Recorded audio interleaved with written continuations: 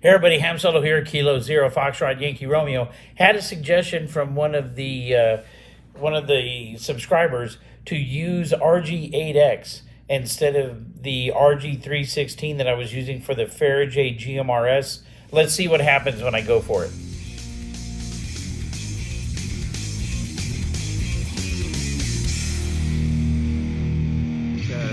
So I did some calculations on loss, and I have this chart that I'm using, and so I'm going to go ahead and start showing that to you. All right, and so here in the chart I have length. I'm hoping to keep them all at 25 feet, and so I did calculations based on 25-foot length. Coax types, I have the RG-316, which is the one that you saw in the previous video, and that is this one. That's RG-316. The RG-58 is... Oh, I'm sorry. So this is RG-58, and so 316, RG-58, noticeably thicker. Okay. The next one would be LMR 195. That's this one. So again, 316, 195. It's not much different than RG-58. They're almost the same. And it's usually a drop replacement for RG-58. And then the last one I have is thicker than those, and this is RG-8X. And so if you compare, it is thicker. So RG-8X. And what you can see here in the chart is with RG-316 at 5 watts, attenuation is 4.831 decibels, which is a 67% loss. And so my 5 watts on my HT is only getting out 1.64 watts. If I did the same with RG-58 at 5 watts, attenuation is 3.286, which is a 53% loss. And so I'd get out a little bit more, 2.35 watts. LMR 195 at 5 watts, attenuation 2.059, 37% loss. So now I'm up to 3.11 watts out of the 5 due to loss. And then the last one, RG-8X, which is probably the biggest that I'd go with that little cloth antenna. Attenuation is 1.876 decibels, 35% loss. And so it's about 3.25 watts out, with 5 watts coming from the radio and the loss in the cable. And so that's almost doubling the wattage from the RG-316.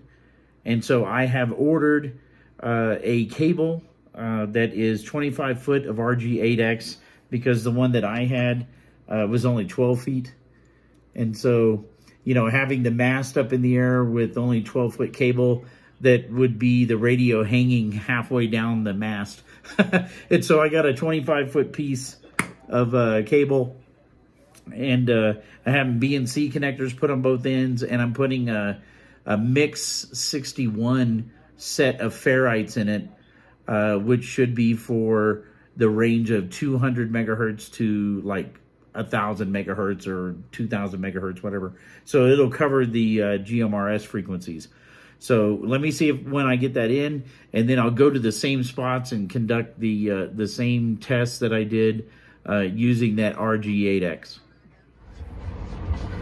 All right, afternoon. So after doing the loss calculations on the coax cable that I was using for the GMRS Fara-J antenna, I decided to switch from the RG-316 and go with RG-8X. And so this is the RG-8X that I purchased. It has 3 Type 46 ferrite beads. These are rated for I believe it's 300 megahertz up to a gigahertz or something like that. And so these are for the GMRS region. And then I'm connected to the bottom of the Fara-J here, and this is a 25-foot piece of RG-8X. And so I will terminate at one of these Kenwoods, and then I will try the same 2 repeaters. I am over here at the same exact site that I was at the other day when I did the test over here by the raceway. So the raceway is right behind me. I'm set up at the same trees that I was at the last time. This is going to be about 14-ish to 15 miles.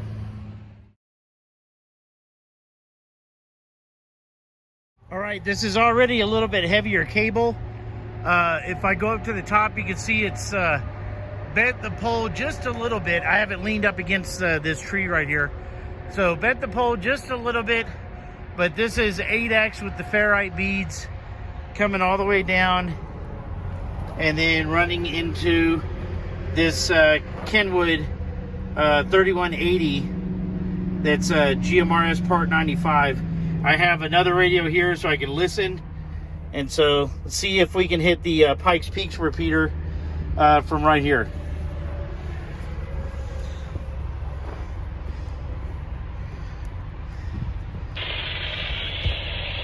All right, trying to remove the camera so you can see it. Let's try this again. WRMV 759, radio check on the 650.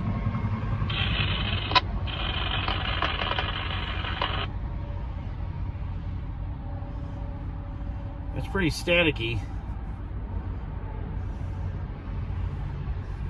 I didn't hear anything on this radio. I'm going to change out. This looks like the battery's low. I thought I had charged it. So, see if I can change it to the other radio.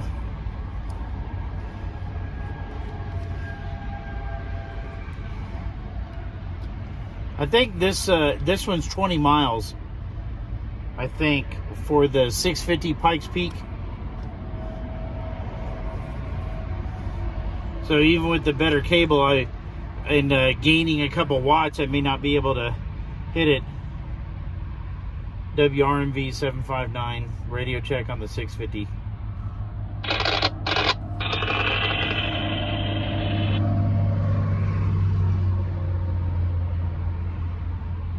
It didn't look like that made any difference. So let's see if we can go to the Haiku. So here's the Haiku 575. WRMV 759 on the Haiku. Oh, that's a good sound there. Alright, this is WRMV 759. Looking for a radio check on the Haiku repeater.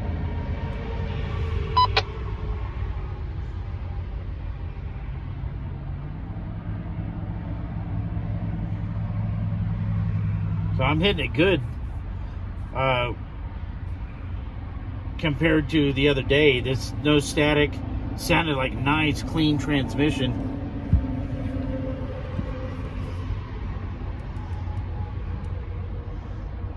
Just don't know if anybody's on that frequency.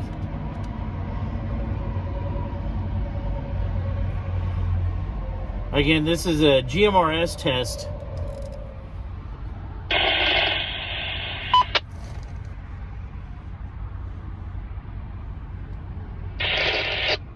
WRMV 759, looking for a radio check on the Haiku. Staticky coming back, but that could be the distance for this portable. I might be overpowering its front end too. WRMV 759 on the Haiku, looking for a radio check. Well, I know it's hitting the repeater. And other than that, what I can do is I can drive down, and so we can see if this cable made any improvement. It's supposed to be, when I was on the 316, I was only getting about a watt out of this. And with this one, I should be getting about 3.5 watts out with this cable. All right, I'm right at where I was last time. I am on Highway 25, about 5 miles south of where I was at the raceway. I've just entered into Pueblo County. I'm at the same exact tree that I stopped last time. You can see the mast going up and the Fara-J's up at the top. And then I have that again running into the back, into that Kenwood radio right here. So let's see if this RG-8X made any difference in transmission capability. WRMV 759 on the Haiku radio check. Get no return at all. See if I can set the camera up a little bit better. WRMV 759 on the Haiku. Yep, not getting a kickback at all from the repeater.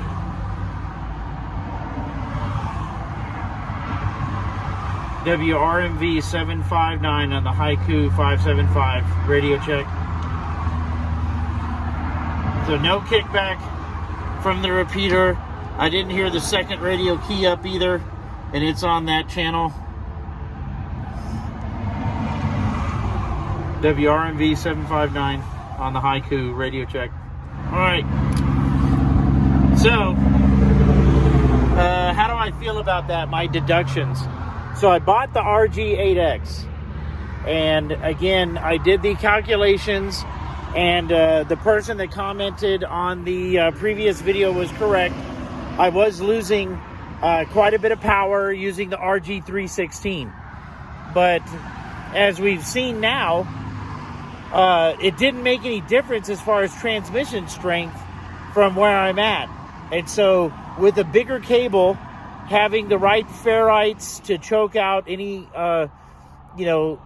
extra common mode current, I didn't get out any farther having this bigger cable and adding more power out and less loss than I did with the RG-316.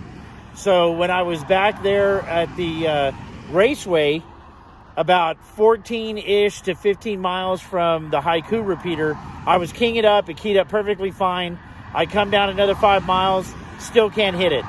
And so did not see any difference in having the bigger cable with the distance. Now, maybe the quality back when it did work at 14 miles would be better, and that I didn't get anybody to respond to me. So I can try driving back over there, maybe stop about halfway, try again, and then we'll see if we can get through to anybody.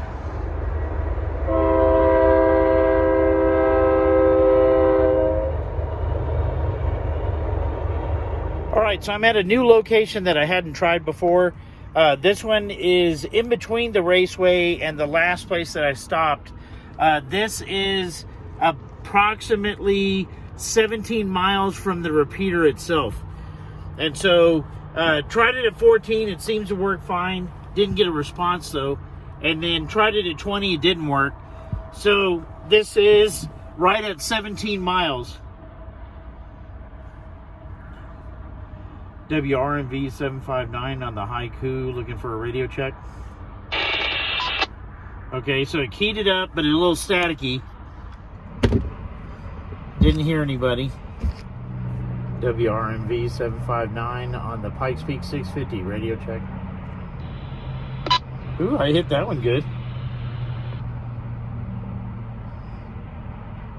That's got to be 20 miles at least to the Pikes Peak 650. This is WRMV 759 on Pikes Peak 650, looking for a radio check.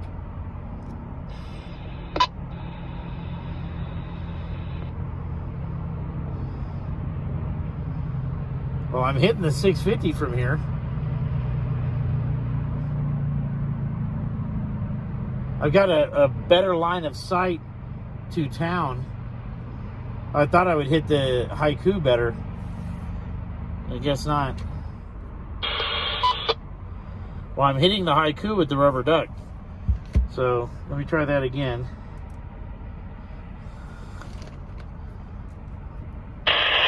WRMV 759, radio check on the Haiku.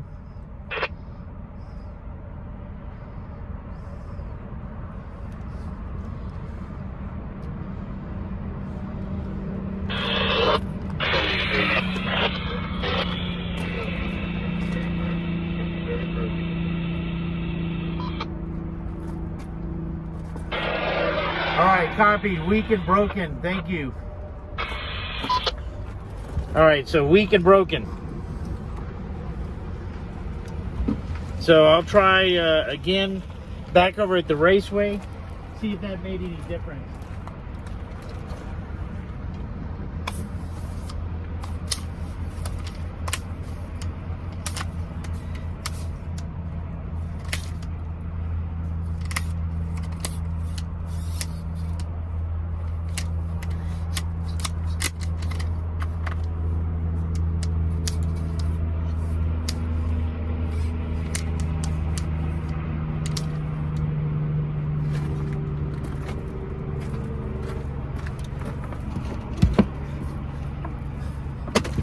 So packed up, back in the car already. Let's go down the road. All right, so came back to the 14-mile spot.